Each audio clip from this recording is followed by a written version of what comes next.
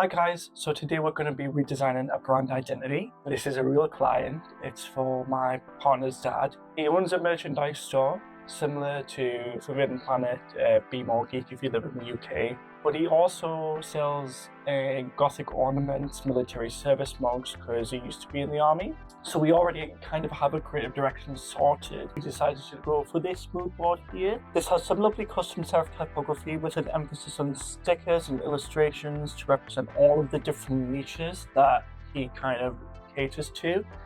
Because his shop's full of different types of merchandise. So anyway, let's jump into Illustrator. Right guys, so here we are in Illustrator.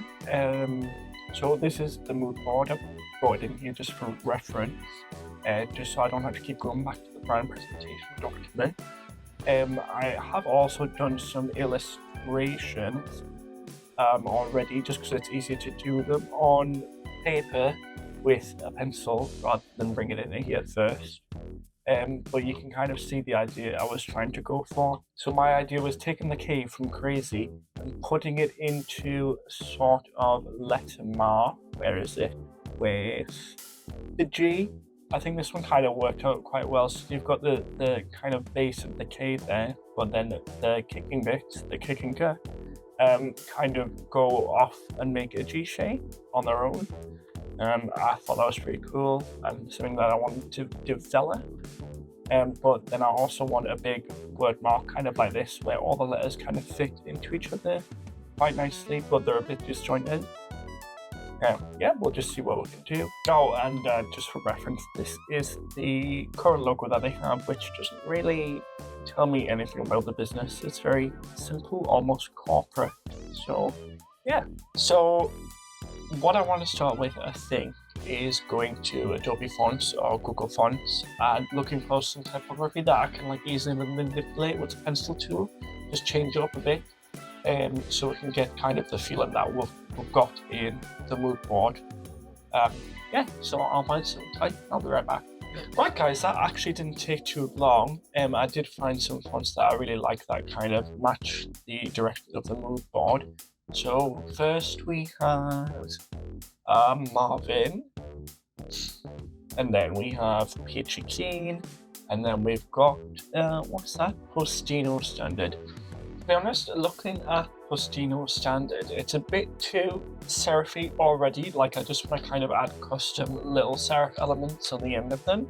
I think we'll get rid of that one. I'm really leaning towards Peachy Keen just because with Marvin, it's all capital letters. I kind of want that variation of, or that choice of having capitals and lowercase. So I think we're going to get rid of Marvin, and yeah, we're going to keep Peachy.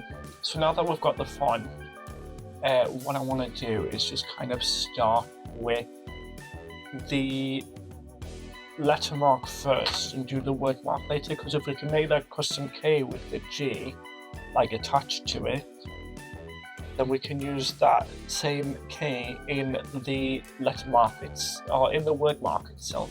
Okay, so we've got the K here, and what I want to try and do is just kind of take the bottom of the K and kind of arch it down so it looks like this part of the K here is a G, because then it lines up with Crazy Gifts, obviously, because it's KG.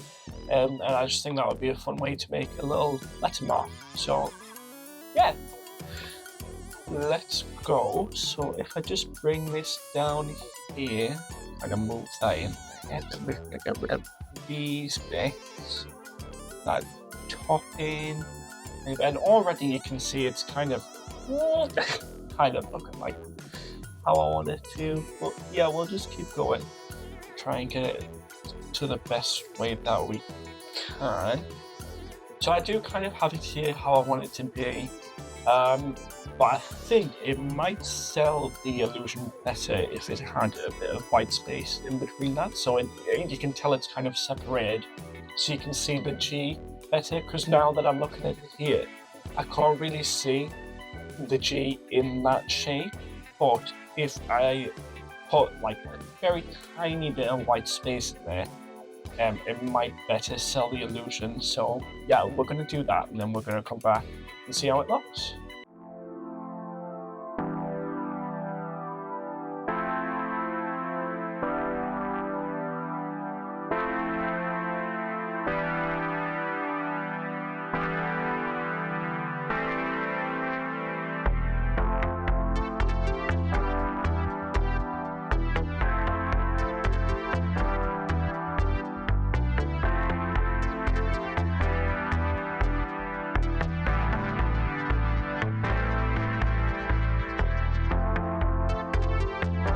Okay guys, so we come back and I've got two different types of Ks. So what I did, put some white space between the base of the K and the kind of loose G part. So now it's kind of more obvious that it's meant to be the full thing for K, crazy, and then the G for gifts. But I have two different versions. I've got one with a nice little serif on the top and one without. And I'm just trying to decide on which one I want to keep. Tough choice. I think I'm going to keep the one with the serif on, because we did agree in the mood board that there was going to be, typography with elements of custom serifs. So yeah, I think we're going to keep the one with the serif. So the next step would be to get the rest of the text, and I kind of also just want to manipulate all these little bits in all the different ways just to kind of make it a unique logo. So I want kind of a version like this where it's all written out long. I want like a stamp with the K, just like a letter mark, and I want like kind of a stacked version with crazy on the top and gifts underneath. Yeah, so I'll get on with that and then I'll meet you after it's finished.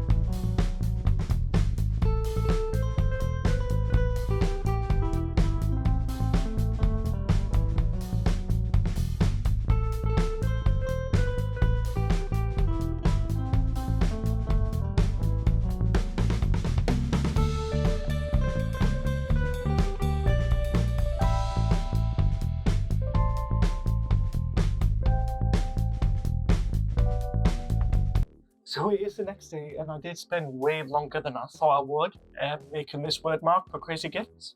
So what I did was I just grabbed the pencil tool and I just made custom adjustments to each of the individual letters from the Peachy Keen font. I made a wide version and a stacked version so it can be more adaptable to different platforms.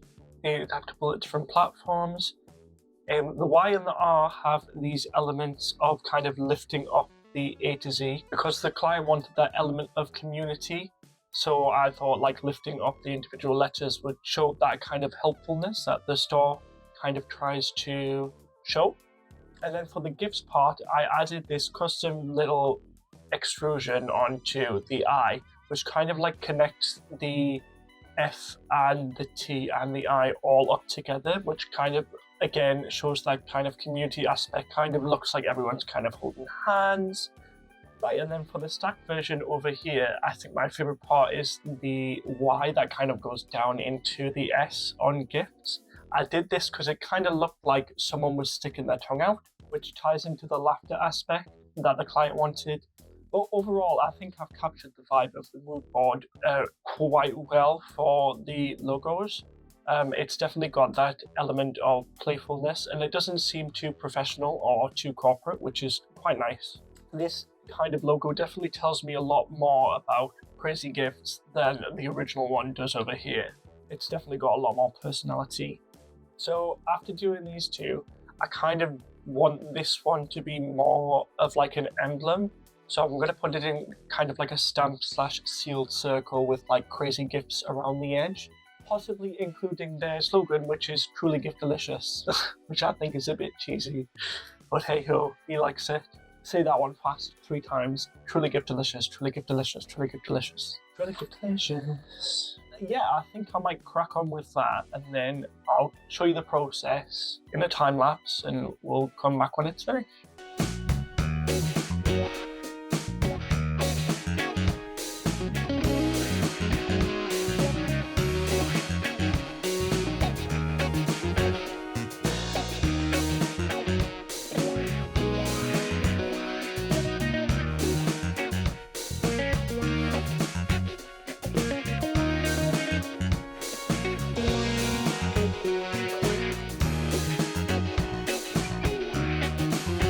So here we have it, guys. We've got a complete logo suite.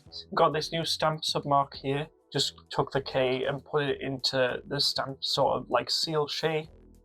Just one thing to note, I've still got PG Keen as the font in the logo submark, but this will change when I get around to deciding on the typography for the brand. So the next step here, I think, is to refine this color palette here that was included with the mood board. I do tell my clients that the colors can change as the design process continues, just to make sure that it's all readable and accessible within the logo. But we will try and be keeping it roughly the same. I mean, the client wants to keep this iconic neon red. It's kind of a staple of his brand, but also keep into like the general tones of like orange and yellow. But with that being said, let's go hunt for some colors. So in the new color palette, I've just made the purple a little bit lighter, just to contrast more with like the darker color. So I've made the yellow slightly darker here, just turning down the saturation to make it less harsh on the eyes, and it blends in nicer with the orange, I think.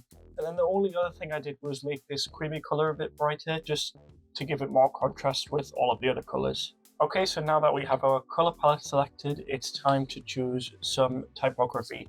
Now I do want a header, a subheader, and a body copy font, just so that it's a lot more versatile for the client.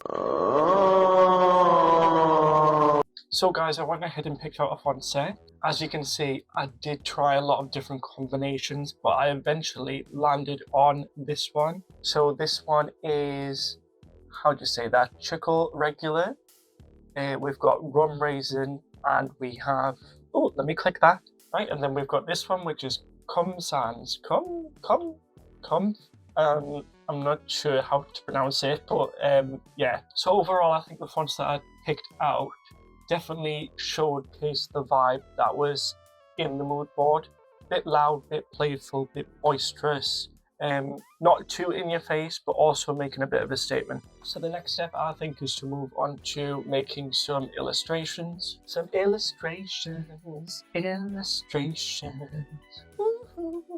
we're going to start on the illustrations. I've got these two references here. These are just from the second mood board option that I gave the client. I always like to give my clients two mood boards. That way, if they like elements from one but not the other, we could like kind of mix and match. The client chose to get some illustrations from the second mood board to incorporate into their visual identity. So I think to start with, we'll just trace around these skulls here with the pencil tool. And then once we've got like a base kind of shape, we can then manipulate it again with the pen tool, just to give it that unique shape or style that I'm kind of going for. Yeah, we'll get started with that.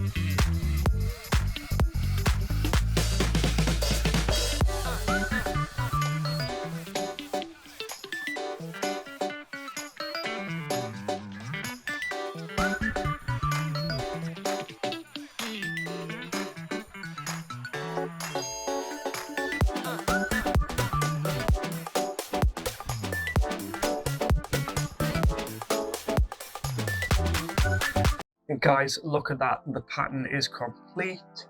We've got the illustrations in like a grid pattern with some cool funky shapes, such as the cross, the exclamation mark, the lightning bolt, the purple squiggle, and the red spirals. They're so stupid, man. Very demure. So now that the pattern is done, I think I'm going to source a few mock-ups and kind of put the designs on the mock-ups. Yes, that's right. So I'll be right back when the mock-ups are sorted. Okay guys, let's take a look at Crazy Gifts in action.